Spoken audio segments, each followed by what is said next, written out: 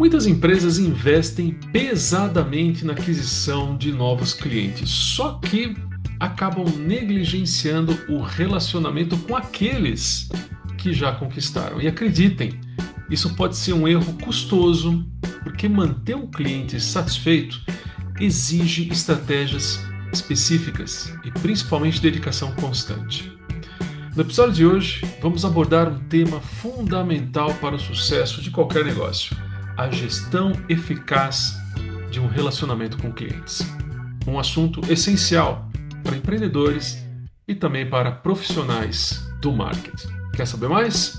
Eu sou o Theo Augusto Monteiro, aqui comigo Gino Belli, e este é o Papo de Marketing.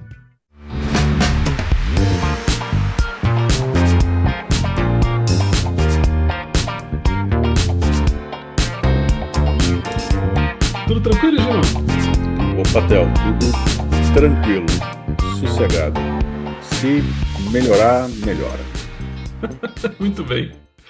Pois é, Gino, olha só, seguinte, vamos direto aos números que comprovam a realidade que acabamos de explicar no começo desse episódio.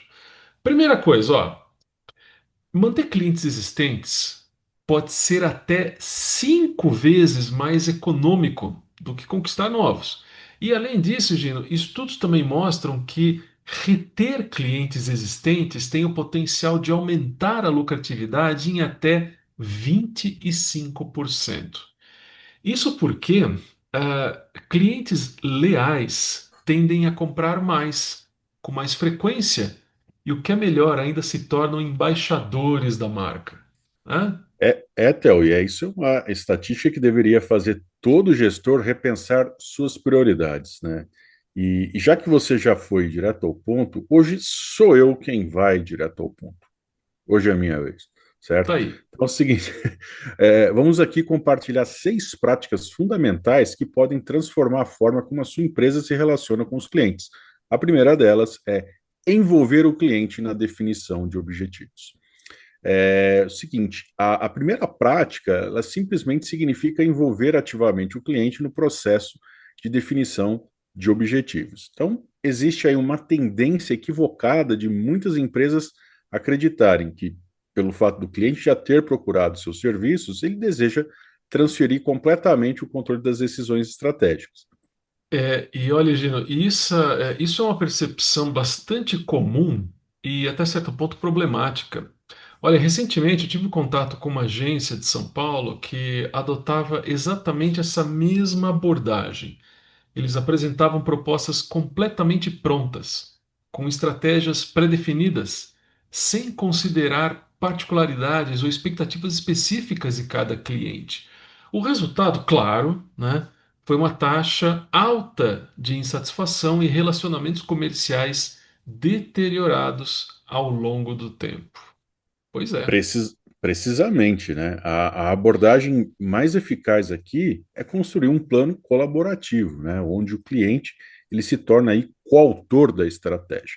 Isso. E, então imagine só que você está atendendo uma empresa de e-commerce e ao invés de impor soluções, você deve investigar aí profundamente quais são os principais desafios que eles enfrentam. Então, por exemplo, será que o foco deve ser no aumento da taxa de conversão, na melhoria do ticket médio, na redução do abandono de carrinho? Essas definições elas precisam ser construídas em conjunto com o seu cliente, ou seja, ele vai ter que propor a solução para a dor dele. Você tem que entender a dor do seu cliente antes. Uhum. Excelente ponto, Gino. Olha, essa participação ativa do cliente na construção da estratégia, ela acaba gerando um nível de engajamento completamente diferente. Então, quando o cliente se sente parte do processo decisório, né, ah, ele desenvolve um senso de propriedade sobre os resultados, o que naturalmente aumenta o seu, pelo menos tende, né, a aumentar o seu comprometimento com o sucesso do seu projeto. Legal? Legal. Vamos então para a segunda prática? Comunicação proativa. Ó, a segunda prática fundamental é estabelecer uma comunicação verdadeiramente proativa com seus clientes. E Gina, me diga uma coisa, você certamente já experimentou a frustração de aguardar o retorno de um fornecedor ou de alguma outra empresa sem saber se o seu projeto está andando ou parado. Certo ou não?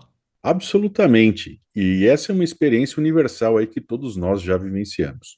Por isso, é crucial que nos posicionemos de forma diferenciada no mercado. O cliente jamais deve ficar desinformado sobre o andamento dos seus projetos ou sem respostas para as suas dúvidas. A comunicação proativa, como você disse, significa antecipar as necessidades de informação do cliente. E olha, Gino, você comentando esse ponto, eu lembrei de um exemplo que sempre me chama atenção nesse caso, é o da Log, né? Que no setor de logística acabou assim, revolucionando, né, a logística urbana, né, justamente por manter seus clientes constantemente informados. Então eles foram pioneiros em desenvolver um sistema de notificações em tempo real que acompanha todo o processo de entrega, desde a coleta até a entrega final. Isso elimina aquela ansiedade de você ficar atualizando a página para saber onde o seu produto está, né? Além de, claro, demonstrar um senso de profissionalismo, né? Excelente exemplo aí, Theo. O Mercado Livre ele faz a mesma coisa quando Sim. vem a mensagem assim, acompanhe a sua entrega em tempo real, né? Daí você vê no mapinha lá onde é que está a van amarelinha do Mercado Livre, vans Uhum. elétricas, diga-se de passagem, lá para entregar. Aí Sim. quando chega na sua casa, é assim, você está pronto para receber, o produto está na sua porta, né? Então, aí é um bom exemplo disso, né? E Tá além aí. disso, né, Theo, temos aí ferramentas disponíveis que facilitam enormemente essa comunicação constante. Então, plataformas aí como o Slack e Trello permite que você mantenha o cliente integrado ao fluxo de trabalho, ao português, Gino, compartilhando atualizações, documentos e marcos importantes do projeto. Uhum. O diferencial está em ser tão eficiente na comunicação que o cliente ele recebe as informações antes mesmo de precisar solicitá-las. Olha só que beleza. Pois é, exatamente isso, Gino. E quando você domina a comunicação proativa, frequentemente você consegue identificar e resolver questões antes que elas se transformem em problemas maiores. Com isso, o seu cliente acaba desenvolvendo confiança, porque percebe que está lidando com profissionais que realmente se importam com o seu sucesso. Tem a terceira agora, né? Segue daí, Gino. Opa, Theo, claro, depois do segundo vem o terceiro. Então, aqui, ó, tá na mão, olha só. É colocar a responsabilidade no cliente quando necessário. Opa. Não é? Essa é complicada, né? Tanto que envolve aí uma habilidade delicada, mas absolutamente necessária. Saber quando e como transferir responsabilidades específicas de volta aí para o cliente. E isso Uhum. deve ser feito com diplomacia e sempre com foco em otimizar os resultados do projeto. Você tem razão, Virgínia. Olha, essa é, assim, a gente pode até considerar como uma verdadeira arte, né, que requer bastante tato profissional, né?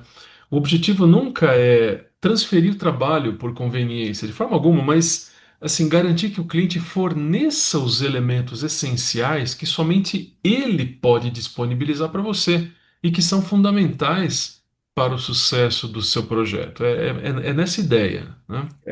Exatamente. Então, vamos considerar aí um cenário prático. Hum, Imagine que você, né, é uma agência desenvolvendo um website corporativo aí para um cliente X. Para criar aí um site verdadeiramente eficaz, você precisa de conteúdos autênticos, né, como textos institucionais, imagens corporativas, depoimentos, cases de sucesso e por aí vai, né? E esses materiais precisam vir do cliente, né? Mas sim, como facilitar esse processo para ele?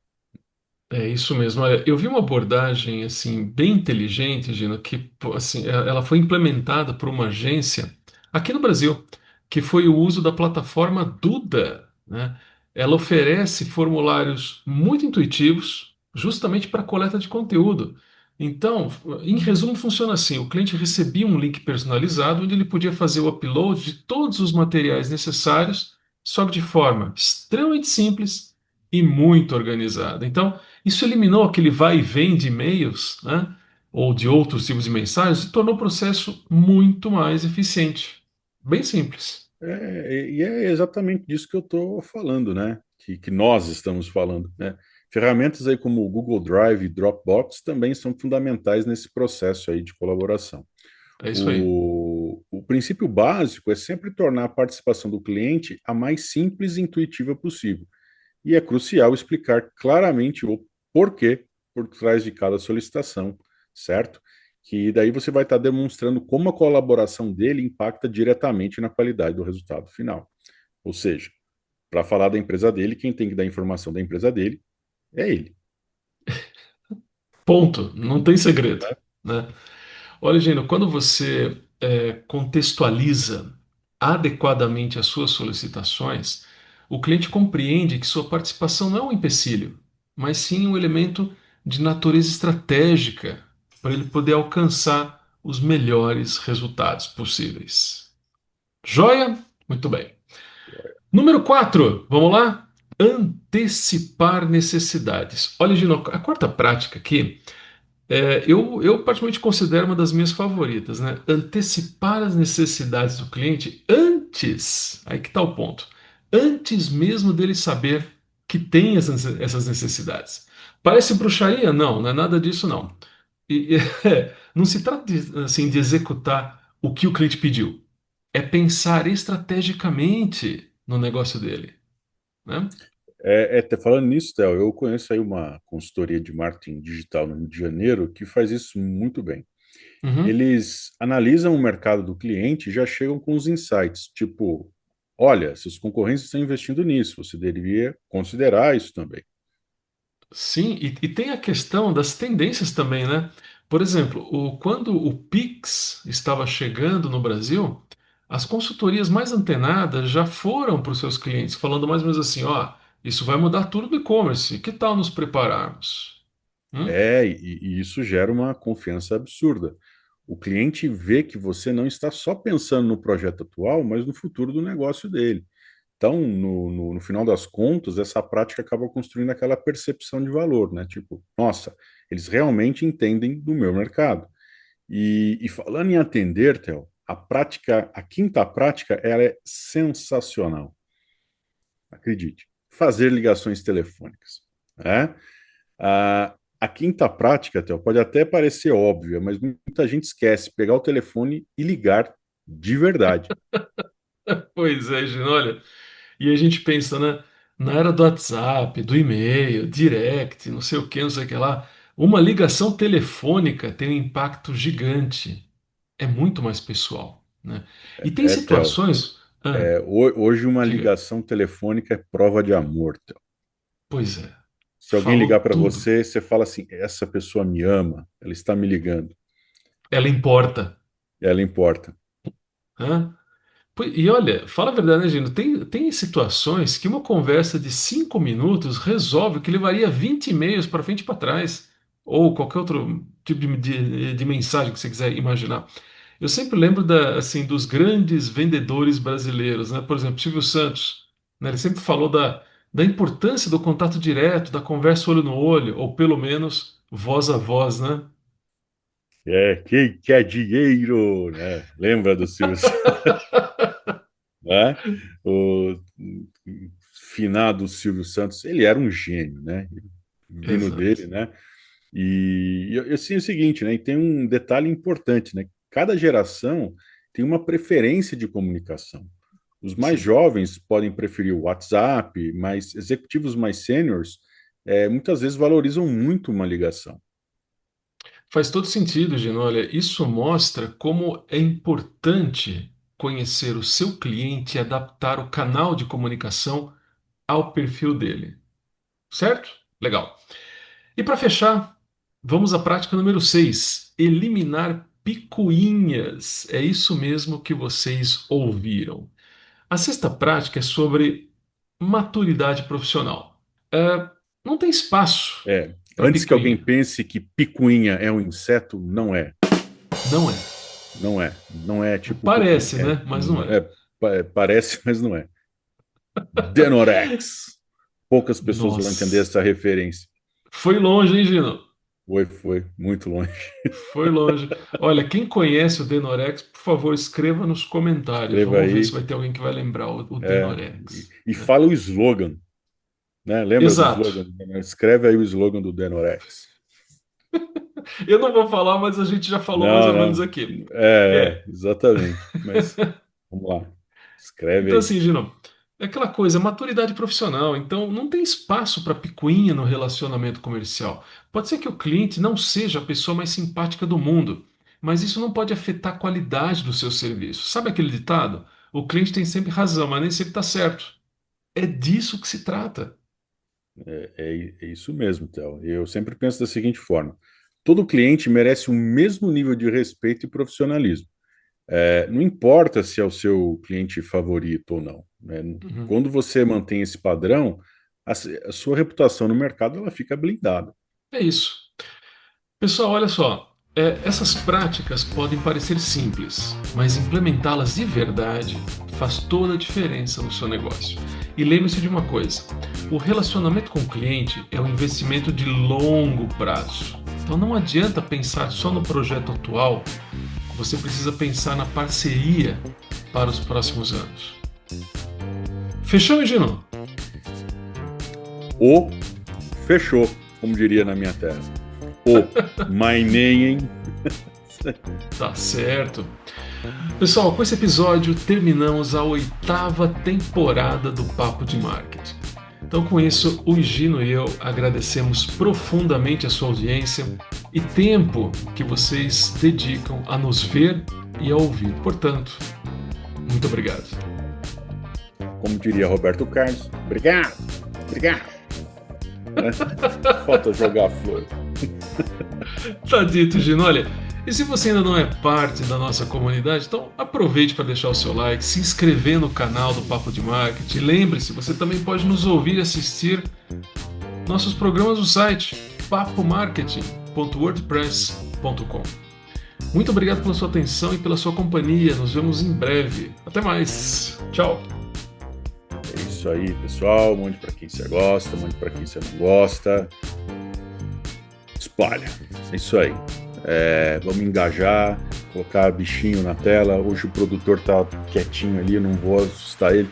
Eu acordei ele semana passada, ele não ficou bom. Ele ficou com insônia. Então é o seguinte. Isso aí. Espalha, curte, comenta. E obrigado aí por mais uma temporada. O produtor deu spoiler que vai ter a próxima temporada. E faz tempo que o patrocinador não vem, mas beba Coca-Cola. Aí sim, né? E é isso. Então, acabou a 8ª temporada. A gente vai entrar de férias. E isso aí. Tchau. Curtiu.